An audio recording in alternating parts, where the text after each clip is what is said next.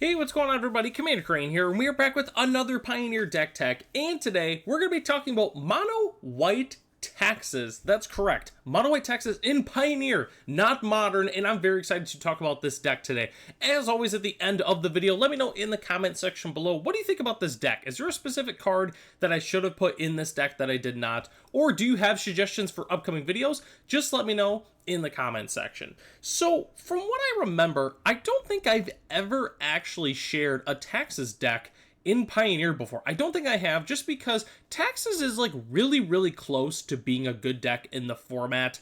And while I still think it's like a little ways away from being very good, we did get a new card from Edge of Eternities that's very good in this deck. And that card is Lightstall Inquisitor. I think this card is pretty sweet, obviously. You know, it's like a mini taxing effect. You know, you have cards like, spoiler alert, we're going to talk about them. Cards like, Skyclave Apparition, and we also have cards like Elite Spellbinder that have a similar effect to this card. But it's not common that we ever get a one-drop like this. It's also an Angel, which is kind of cool. Not that we're really playing any Angels in this deck today, but there's one thing that I think is really interesting with this card that honestly might even make our opponents hate us when we're playing this deck. So let's just go and hop right into it. So the tax creatures, we're playing quite a few of them after all, because that's the idea behind mono white taxes. It's, death and taxes. We got to play a whole bunch of creatures that have some very annoying text on them. So let's take a look at them. So obviously we're playing the 4 copies of Lightstall Inquisitor.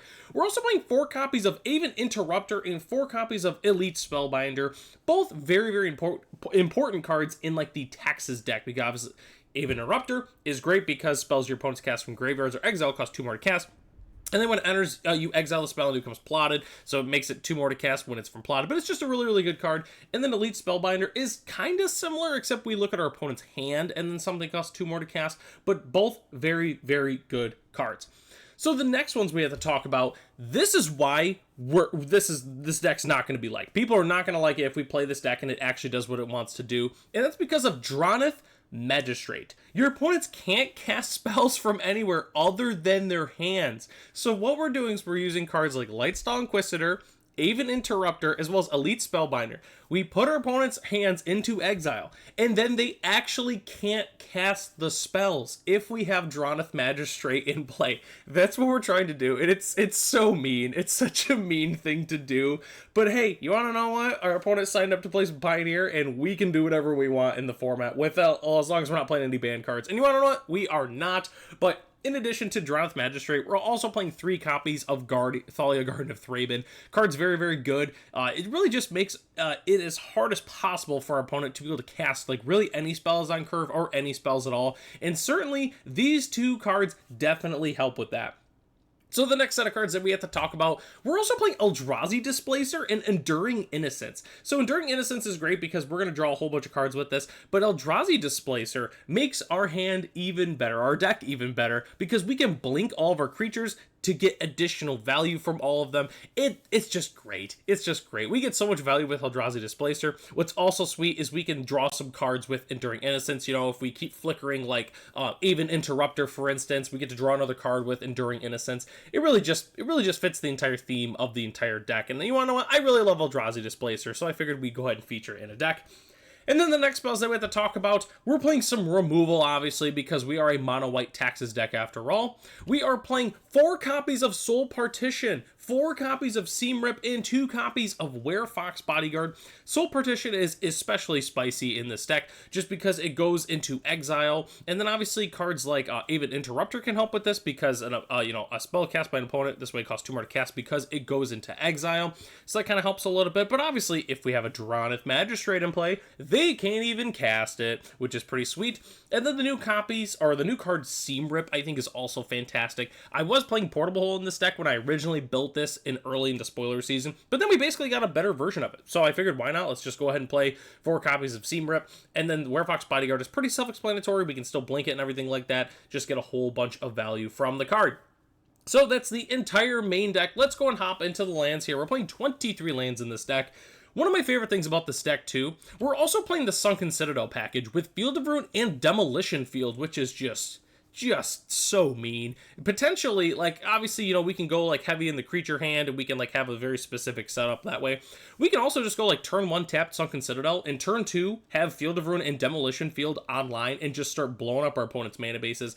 A lot of decks don't play very many basics. Like, some just play like 1 basic. I know a lot of the decks that I feature on the channel, I usually just play 1, maybe 2 basic lands in my dual color decks just because of, you know, cards like Field of Ruin, Demolition Field, that kind of thing. So being able to potentially just take our opponent out of the game with cards like this is just awesome, and it fits the theme of our deck as a whole. I just wish we had, Leonin Arbiter. I just wish we had that. That's really all this deck needs.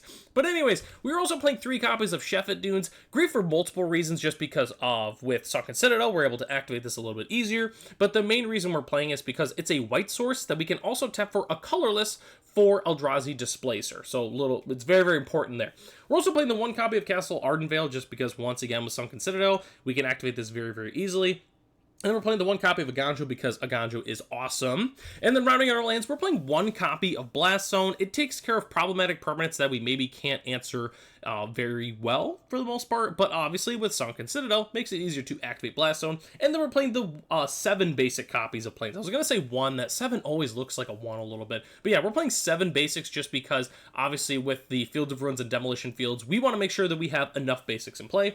And then as our spicy basic land of the day, I really love this non-full art Plains from Edge of Eternities. I really do think that Edge of Eternities has some of the best basic land artwork, honestly, in the game, and that's not even just recency bias. I think these lands look very, very nice. So honestly, I might go through and just pick up a whole bunch of these basics because I think they look awesome. So the next thing we have to talk about is our sideboard, which, after all, I love to mention this in all my videos. If your sideboard looks a little bit different than mine, that's totally fine. This is just based off of what I would personally play if I was going to play some Magic Arena or go to my local FNM, that kind of thing. So we're playing 2 copies of Deafening Silence. I always put this in all of my white sideboards. The card is awesome against the Spellslinger decks. It's good against a number of different decks. You'd be pretty surprised. So we're also playing 3 copies of Rest in Peace because guess what? The card is awesome as well. If our opponent is up to graveyard shenanigans, this is the best thing that we can be doing. 4 copies of Brave the Elements. It's a great protection spell against a number of different cards in the metagame. It's good against cards like Fatal Push and cards like Anger of the Gods. It's just fantastic. It helps protect our creatures, and that's why we're playing the 4 copies, because we are a mono white deck. Do keep in mind, though, it does not protect Eldrazi Displacer. So keep that in mind, because it has Devoid, which means it's a colorless permanent. The next thing is Archon of Emeria, a card that I really wanted to fit into our deck, but I really couldn't squeeze it in there, but it's still a very good card, so I wanted to play the 2 copies. 2 copies of Lauren of the Third Path. I wanted, you know, basically a Reclamation Sage that we could also take advantage of with, like, blinking and stuff like that, and I felt Lauren of the Third Path was our best option there just because when it enters, it's right up to 1 target artifact or enchantment. So yeah, this card is just pretty awesome. And then we're playing the 2 copies of Skyclave Apparition that kind of just cleans up really anything. I thought about putting it in over Werefox Bodyguard, but I decided that I wanted Werefox Bodyguard a little bit more, but there's certainly motivation to just play the Skyclave Apparitions in that slot, but I wanted to include 2 copies regardless, so I put the 2 copies in the sideboard. So the next thing we have to talk about is the tips and strategy. I've got 2 tips if you're looking to play this deck, you know, things that maybe you didn't really realize before that, you know, that's how these specific cards worked, or whatever the reason being. There's 2 things I wanted to mention. So the first thing being Displacer's blink ability. I just wanted to mention this. So when you blink the creature, it comes into play tapped, which is good for multiple reasons. One, it's great because, like, if our opponent, like, if we're able to get lethal on them, we can, like, blink out their creatures, put them into play tapped, and then we can go ahead and swing for lethal. That's really, like, the main reason to do it. But, you know, keep it in mind, too, with the tap. Like, don't think that we can, like, blink a creature and then block with it, obviously, like move into blocks and do that. We can't. So just keep that in mind, like with the tapped part of this, or like, you know, if our opponent's about to move to combat, we can tap the creature so it actually can't attack us. But do keep it in mind, if our opponent has creatures with really good ETBs, they're going to get those ETBs again. So do keep that in mind with Eldrazi Displacer. The second thing that I have to mention is Citadel is our best land. I know I was already raving about it earlier, but it's so good because obviously we can tap it for 2 mana of the chosen color, but only to activate abilities of land sources. So keep that in mind with Sunken Citadel. It is a little unfortunate that it comes into play tapped, so if you're trying to like do some like turn 1 like Lightstall Inquisitor, turn 2 Droneth Magistrate, get that cooking, you're not gonna be able to do that with Sunken Citadel. So I mean, honestly, it's the best play. Like, don't feel like you have to rush to necessarily have an untapped white. Like, I know we have cards like Seam Rip and Lightstall Inquisitor, but feel free to go ahead and play that Sunken Citadel on turn 1. Like, obviously, for opponents playing like an elf, like, you probably should have the Seam Rip on turn 1, but it really just depends on what the board state is looking like and what your opponent is actually playing. But keep that in mind, get those Sunken Citadels in tap so we can start doing some crazy shenanigans in the later turns. So the next thing we have to talk about is the budget options for this deck, which it's pretty straightforward. We can swap out Droneth Magistrate or Enduring Innocence. They're really the only cards that are of value for the most part in this entire deck. I mean, that's really it. I mean, the Magistrates go for about 15 each just because they're very good in Commander. People love playing Droneth Magistrate in Commander. I'm not one of those people, but a lot of people really do like doing that. But the current list as it's constructed right now is only $140 US, and that's with the Droneth Magistrate, just because we're not playing any dual lands, we're not playing Arwar or Boseiju, we're not playing anything expensive, so that's why this deck is only $140 US. But I was able to get the budget list down to 62. I want to say all I cut was the Droneth Magistrate. I'm pretty sure I kept in the Enduring Innocence.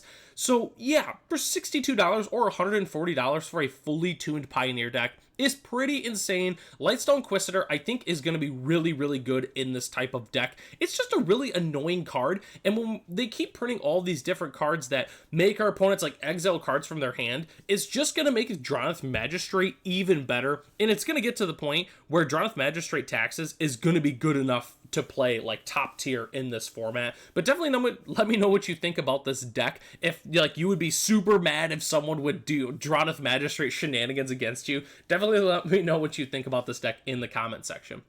And that takes us to the end of the video here. Thanks so much for watching. The deck lists are in the description below if you'd like to check them out for yourself.